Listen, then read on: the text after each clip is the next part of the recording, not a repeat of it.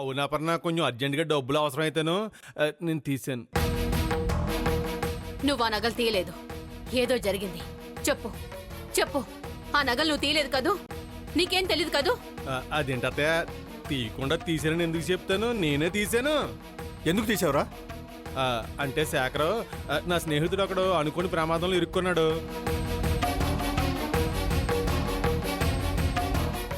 అందులోంచి బయటపడాలంటే ఆడికి 5 లక్షల రూపాయలు అర్జెంట్గా కావాలంట. అంత డబ్బు నా దగ్గర లేదు. అందుకే ఏం చేయాలో తెలియక ఈ నగలు తీసుకెళ్ళి తాకట్టెట్టాను.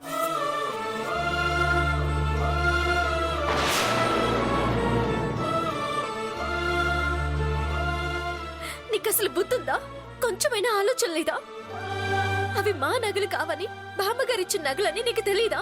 నీకెంతగా డబ్బు కావాలంటే నన్ను అడిగి ఉండాల్సింది. 5 కాదురా, 10 లక్షలు ఇచ్చేవాడిని.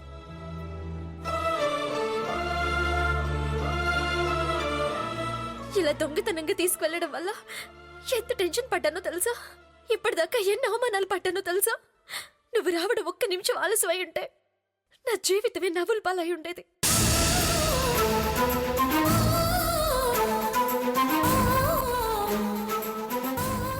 బామ్మ దృష్టిలో జీవితాంతం నేను ఒక దోషిలా ద్రోహిలా మిగిలిపోవాల్సి ఉండేది. నువ్వింత చీప్ గా బిహేవ్ చేస్తావని, నీ వల్ల నేను మాటలు పడాల్సి వస్తుందని కల్లో కూడా ఊహించలేదు నాయుడు బాబా. సారీ అపర్ణ, నేను ఇంతగా తెగించి నగలు తీసానంటే నేను సాయం చేయాలనుకున్న మనిషి నాకు ఎంత కావలసినాడో, ఎంత పెద్ద ఆపదలో ఉన్నాడో ఒక్కసారి ఊహించు. పైగా నేను ఈ పెళ్లి జరిగేలోపు ఈ నగలను ఇడిపించి ఎక్కడున్నాయో అక్కడ పెట్టేద్దాం అనుకున్నాను.